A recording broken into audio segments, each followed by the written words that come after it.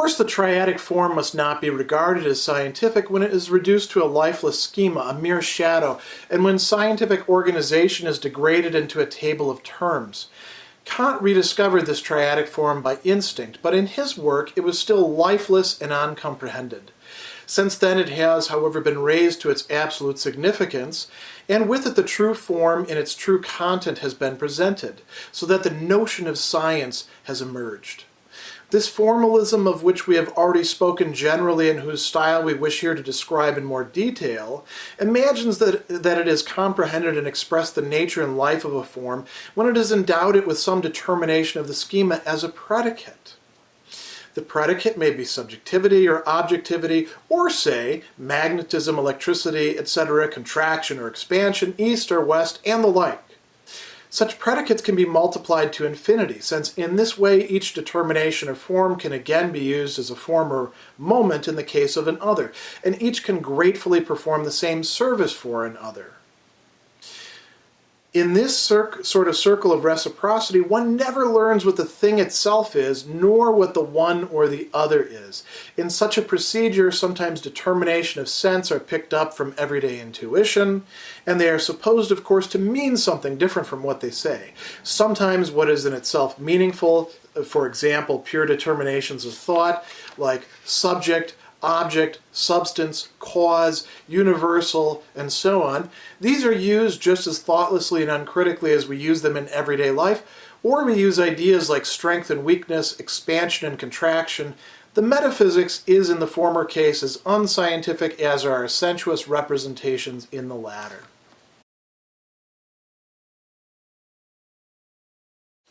In section 50, Hegel is now going to begin a new progressive, sustained critique of what he is calling formalism.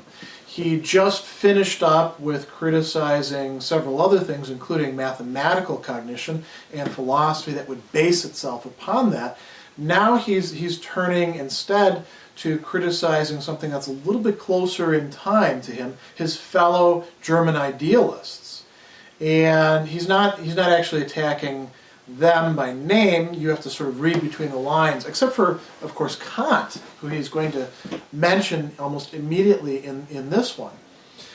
And you want to ask yourself, what is he actually doing here? What is the center of this critique? Is it purely critical, or is there something that is going to actually be progressive, positive, going forth from this? So we want to talk about the triadic form. Triad, of course, triangle, three. And he says that Kant rediscovered this, but didn't really know what he was onto. And the question that we want to pose is this going to degenerate into merely a schema that we can shove anything we like into, which is what he thinks that some of the fellow German idealists are doing? And I think that Hegel, if he were to be around today, he would say that a lot of people who claim to actually be interested in, admirers of, studying Hegel, actually do this with Hegel's own works, and we'll talk about that in a moment. Or is the triadic form going to provide the basis for finally making not only philosophy, but science in general, scientific? So let's look at what he says. He says, the triadic form must not be regarded as scientific when it is reduced to a schema. If you're just sort of taking content and saying, how can we shove this in here? How can we use this to make sense of things? Because we need to have a triadic form. Hegel would say, look, there's nothing that says that you have to have a triadic form. As a matter of fact, you notice that I've got here the famous Hegelian thesis, antithesis, synthesis, and if you do read through a lot of Hegel's works, you will see him using triadic forms quite often. As a matter of fact, perhaps he's a little schematic about it at times, but he doesn't always make recourse to the triad. Sometimes, what's going on is primarily between two things. Sometimes it's a whole manifold that is being addressed or discussed. So you don't want to think that Hegelian philosophy really boils down to thesis, antithesis, synthesis. I know that oftentimes when we're helping out beginners, we present it in that way, but we're really doing them a disservice if they begin to use that in a schematic form, thinking that, well, we can put anything we like into it, like, shirt is a thesis, and what's a shirt without a tie? That's the antithesis of it. And what brings it all together? Oh, a jacket. And now we've got a synthesis, a greater whole, an ensemble. You see how silly that is. You can do that sort of thing all day long, but you're not really doing philosophy, and you're not really learning about anything important that way. So he says, Kant rediscovered this triadic form by instinct. What does he mean there? Well, if you read Kant's first critique, you're going to see him talking about the categories of the understanding. And the categories of the understanding are pure determinations of thought that allow us to make sense of things. And Kant always had a difficult time explaining exactly how these categories hook up with the empirical reality that we encounter. And that's the question that Hegel is concerned with here. How do we intelligibly connect the realm of metaphysics, or pure determinations of thought, with what it is that we actually experience, act upon, are acted upon, live within, all of that sort of stuff. The realm of the senses and of the understanding. How do we connect those up? So Hegel says, look, Kant rediscovers this, and in his work that was still lifeless and uncomprehended. Since then, it's been raised to its absolute significance, and with it the true form and its true content has been presented, so that the notion of science has emerged. Now, he doesn't mean that that's happening here in the preface. He means that that's happening through the rest of the book. So you're going to see triads going through the rest of the book. Some, like I said, more in some places than in others. And then he says this formalism that we've already spoken of, in whose style we want to describe here in more detail, we're going to do a slightly more detailed critique, imagines it has comprehended and expressed the nature and life of a form when it's endowed it with some determination of the schema as a predicate. So what are we talking about there? Take anything that you like. Again, we'll use this really silly example that I just came up with on the fly, shirt. So let's call the shirt the thesis. Now, what does that actually tell you? Not really anything. And now we'll call the tie the antithesis. And, why did the tie have to be the antithesis? Why not start with the tie as the thesis and then say, well, you have to have something to hang the tie on, so, obviously, maybe it's just the collar that's the thesis. You see that this is very arbitrary. There's no intrinsic necessity to this. That's what Hegel is upset about. That's what he's criticizing here. He's saying that now we're not going to talk about shirts and ties or haberdashery or anything like that. Let's talk about the sort of things that these guys were really fascinated with. Electricity, magnetism, contraction and expansion, east and west. And he says, you can multiply these predicates to infinity. You can come up with as many of them as you like. You can cram whatever you like into these triads, or really even just dyads. And so long as you're not explaining why these things are actually connected with each other, you're not explaining anything. You're not giving anybody any real knowledge. You're giving the appearance of knowledge, certainly, and you're saying some things that sound profound, but they don't actually connect up with anything and provide intelligibility. That is, a capacity to understand how the things fit in with each other. So he says, you can multiply these to infinity. In this way, each determination or form can be used as a form or movement in the case of an other, and can gratefully perform the same service for an other. And he talks about this as a circle of reciprocity. That means that these things are connected with each other. It's interesting because in that actually fits into Kant's categories. So that's sort of a side note. What's the upshot of this? it looks as if, because you're using some sort of schema, as if you're contributing to knowledge about something. But the trouble with formalism is that the content just winds up being wherever you want to place it. So you don't need to have 3, you could have 4, you could have 28.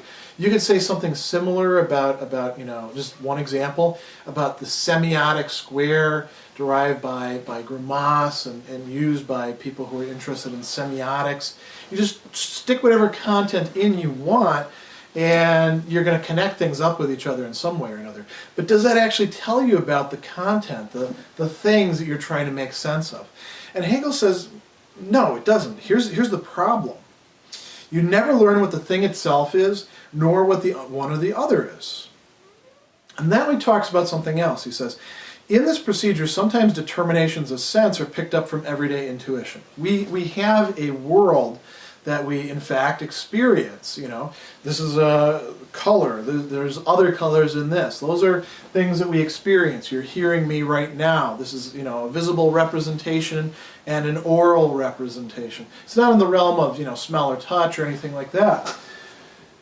In any case, we pick things up from that, and then we shove them into these boxes or into, slots in the schema. And then we say to ourselves, yes, we mean that, but in a different way. As Hegel says, these are picked up from everyday intuition, but they're supposed to mean something different from what they say. So what would they mean that's different? Well, sometimes we're talking about determinations of pure thought in the realm of metaphysics, metaphysical conceptions like subject, object, substance, cause, universal. So if you want to, we can say, here's just one thing. Let's get, the thesis here will be subject, and the antithesis will be object. And this is a very popular one for philosophy. How do we overcome the subject-object dichotomy? Well, which one are you actually talking about? Are you talking about the one of knowledge? Action? Are we talking about the fact that subjects can actually become objects? We have to get determinate with this. We actually have to say what the things consist in instead of just, throwing these nebulous terms around as if we're actually doing some philosophy. And then, people come along and say, oh, well, what would the synthesis be? Maybe it's going to be,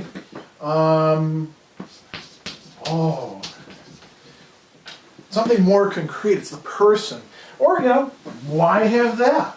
Why not have something else? Maybe it's God. Or why not have, and we can do whatever we like with this. You can stick whatever content you like into there, and it will make some sort of sense because you already have a schema in place. But you're not really doing philosophy when you do that. So he says, these are used as thoughtlessly and uncritically as we use them in everyday life, where we use ideas like strength and weakness. The metaphysics is, in the former case, as unscientific as our sensuous representations in the latter. This is not the way to do philosophy. This is not the way to do metaphysics, he's saying. Now notice he is saying we should be doing metaphysics.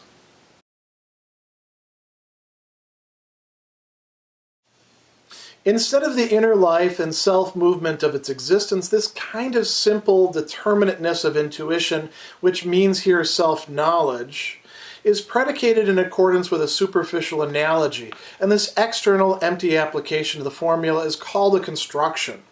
This formalism is just like any other. What a dullard a man must be who could not be taught in a quarter of an hour the theory that there are asthenic, and indirectly asthenic diseases, and as many modes of treatment, and since till quite recently such instruction sufficed, who could not hope to be transformed in this short space of time from an empirical into a theoretical physician? The formalism of such a philosophy of nature teaches, say, that the understanding is electricity, or the animal is nitrogen, or that they are the equivalent of the South or North Pole, or represent it. Whether all this is expressed as baldly as here or even concocted with more terminology and confronted with such a power which brings together things that appear to lie far apart and with the violence suffered by the passive things of sense through such association and which imparts to them the notion's semblance but saves itself the trouble of doing the main thing, that is, expressing the notion itself or the meaning of the sensuous representation. Confronted with all of this, the untutored mind may be filled with admiration and astonishment, and may venerate in it the profound work of genius. It may be delighted, too, with the clarity of such characterizations, and since these replace the abstract notion with something that can be intuitively apprehended, and so made more pleasing, and it may congratulate itself on such a feeling of kinship of soul with such a splendid performance. The knack of this kind of wisdom is as quickly learned as it is easy to practice. Once familiar, the repetition of it becomes as insufferable as the repetition of a conjuring trick already seen through.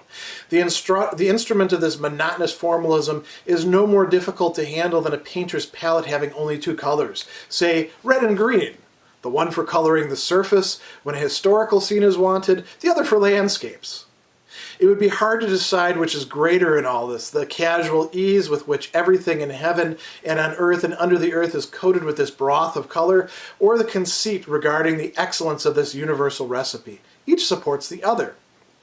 What results from this method of labeling all that is in heaven and earth with the few determinations of the general schema and pigeonholing everything in this way is nothing less than a report clear as noonday on the universe as an organism that is as a synoptic table like a skeleton with scraps of paper stuck all over it, or like the rows of closed and labeled boxes in a grocer's stall. It is as easy to read off as either of these, and just as all the flesh and blood has been stripped from this skeleton and the no longer living essence has been packed away in the boxes, so in the report the living essence of the matter has been stripped away or boxed up dead.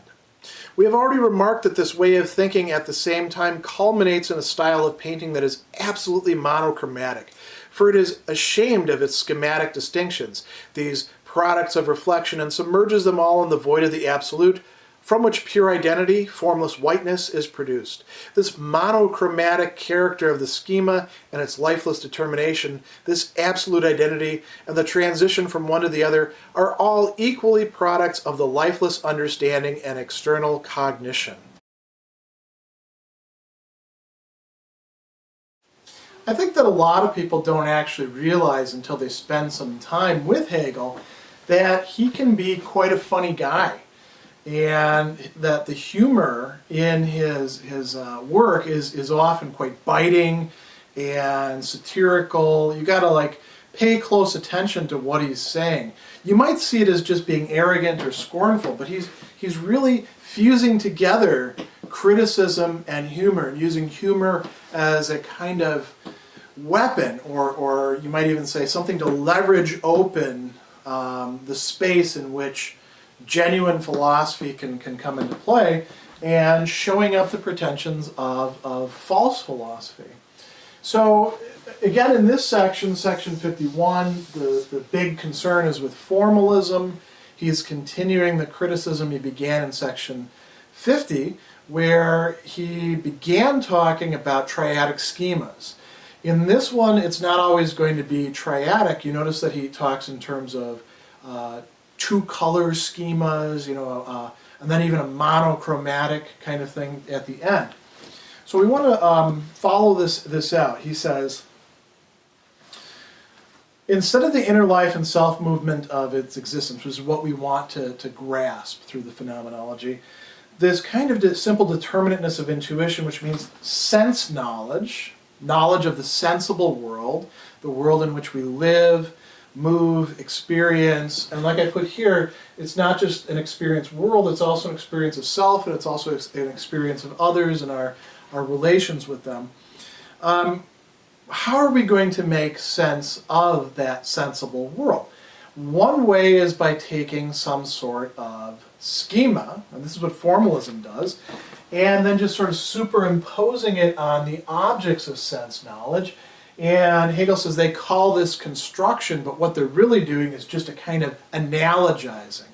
And analogies can often be very useful, but we also have to be worried about analogies in some cases, whether we are just sort of, schematizing in a formalistic way and not really contributing anything of value. And he's got his first joke here. He talks about asthenic and indirectly asthenic diseases and their modes of treatment.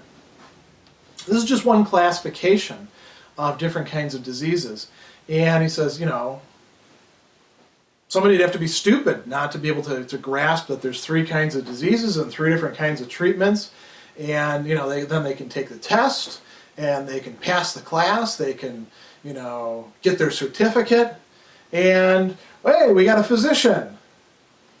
But they don't really understand anything of the content that they were studying. They don't even know whether that schema is actually appropriate to the matters that they're studying. Here you see that Hegel, a lot of times people want to say, oh, he's so abstract, he has no respect for the real world, it's all idealism. No, he's actually saying that you can't just take abstract schemas and paste them onto the real world. You have to actually look at the real world, get your hands dirty, get them messy, and then see what forms of thought might actually be appropriate to them. And then apply them, see what you get out of it. So he says this kind of formalism of a philosophy of nature, and there were a lot of people doing philosophies of nature at the time, in part because, remember, we talked about the need to make sense out of the connection between metaphysics and the realm of thought and the sensible world that we actually experience and live in. That was a problem bequeathed to them by Kant, who dealt with the skeptical worries that other people had about the external world or reason or things like that by bifurcating the noumenal and the phenomenal. And these are attempts to overcome that. A philosophy of nature is trying to reconnect those two. Now, how did they do it? Hegel says, the formalism of a philosophy of nature says, well, the understanding is electricity. What the hell does that mean? Does that actually tell us anything? That's as good as today saying, yeah, consciousness is brain states. Just repeat brain states often enough and show some MRIs, and sooner or later it'll all make sense. Well, you can do that, but that's not actually good science, because you actually want to take account of what it is that we actually do experience. And you can do this for anything you like. We could make up crazy, silly examples of red and green and blue Kool-Aid and the tastes that they bring and how those produce different states of consciousness. This is all just sort of made up nonsense. And Hegel's saying that's what these philosophies of nature really amounted to. Saying that the animal is nitrogen, or that the understanding of the animal is equivalent to the North or South Pole. He's joking around here. He's saying, look, if you believe this sort of stuff, then why not make it anything you like? Why not say, we got these pieces of chalk here, and we got 3 of them, so here's the daddy, and here's the mommy, and here's the child. And we can make analogies all we want. Now look, here's the, if we want to get all Freudian with this, here's the Oedipal complex at work. See the daddy, the big piece of chalk, it's over here, and the mommy and the child are together, but now the mommy's over here, and now the little piece of chalk feels bad because you can do this sort of thing all day if you want to. Notice that we actually had to interject some real content there for this to mean anything. We had to interject some Freud. This is the problem with this schematic approach to things. So he says, now you're going to get people to like this. You're going to get people to say, wow, man, that makes sense. He says, the untutored mind may be filled with admiration and astonishment and may venerate in it the profound work of genius. We do like organization. We do like having things laid out for us. We do like having those moments where we say, oh, now I see how things fit together. The danger that Hegel sees with formalism is thinking that just because we've arranged things in some sort of order, that we actually have learned anything substantive about it. And so he says, the knack of this kind of wisdom is as quickly learned as it is to practice, and he gives us a criterion for figuring out when this is the case. Does it get boring? Does it get stale? Do we hear the same thing repeated over and over and over again and come to say, yeah, I know that song. I know how that one goes. I know where that line of thinking ends. You don't need to tell me anymore. I already know how to do it. If that's the case, then we're dealing with formalism. He says, we can liken this, and this is where he comes up with another great joke, we can liken this to a painter's palette having only 2 colors. Now notice, he doesn't say 3 colors, one for thesis, one for antithesis, one for synthesis, just 2. 2 will be enough. Because I suppose you could mix them together and have, your third color or something like that. But now notice how he says this. He says, painter's palette having only 2 colors, say red and green. Good enough.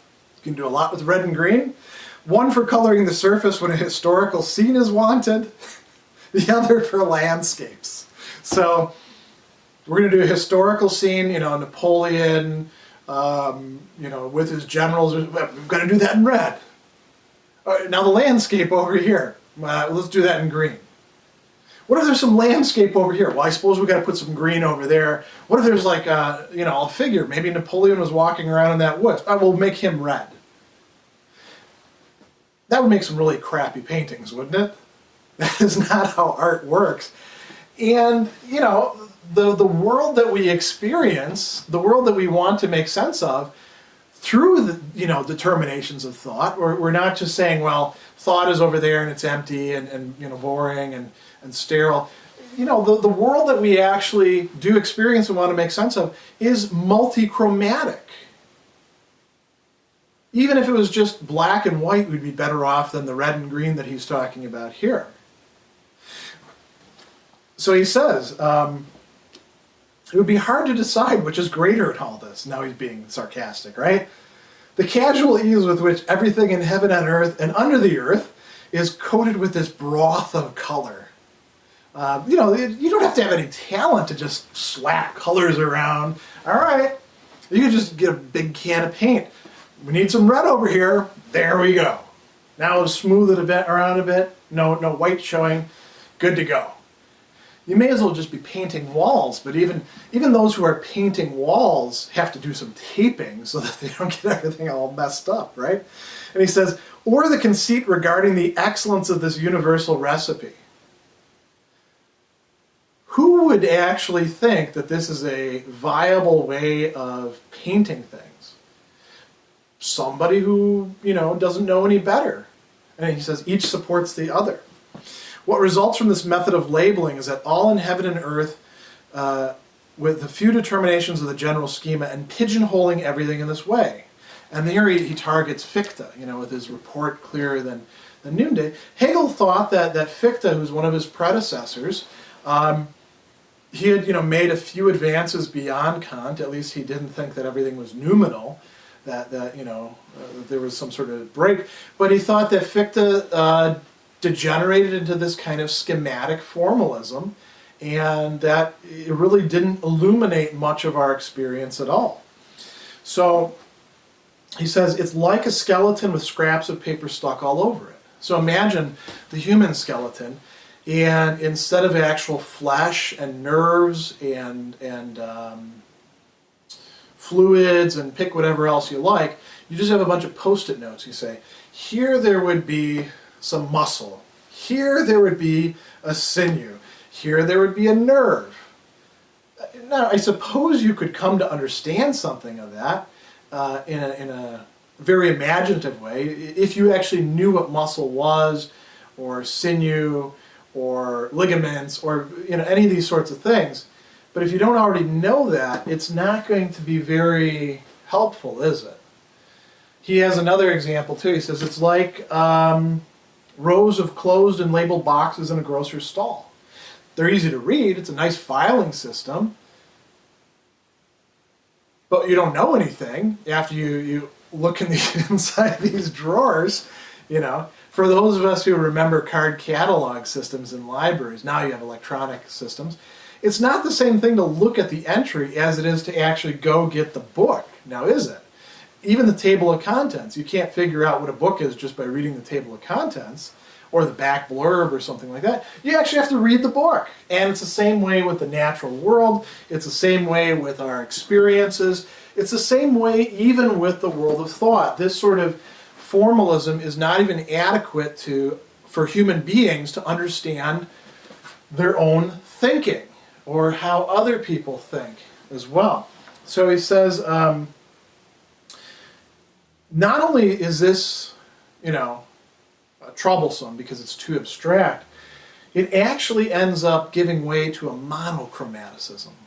That is, everything ends up being the same color. And he talks about white in this case, the white that's pure formlessness. And there, we're talking about the abstract absolute that some people get into, which is really just their feelings sort of projected out into reality.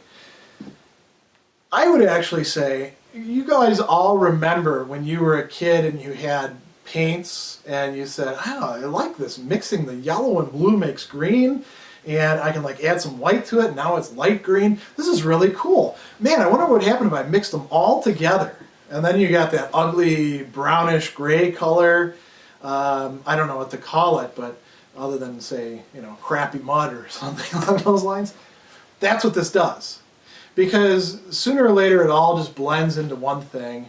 And, I think the greatest indictment of this kind of formalism, Hegel just sort of hints at this, but I think that this is something that you can take from this.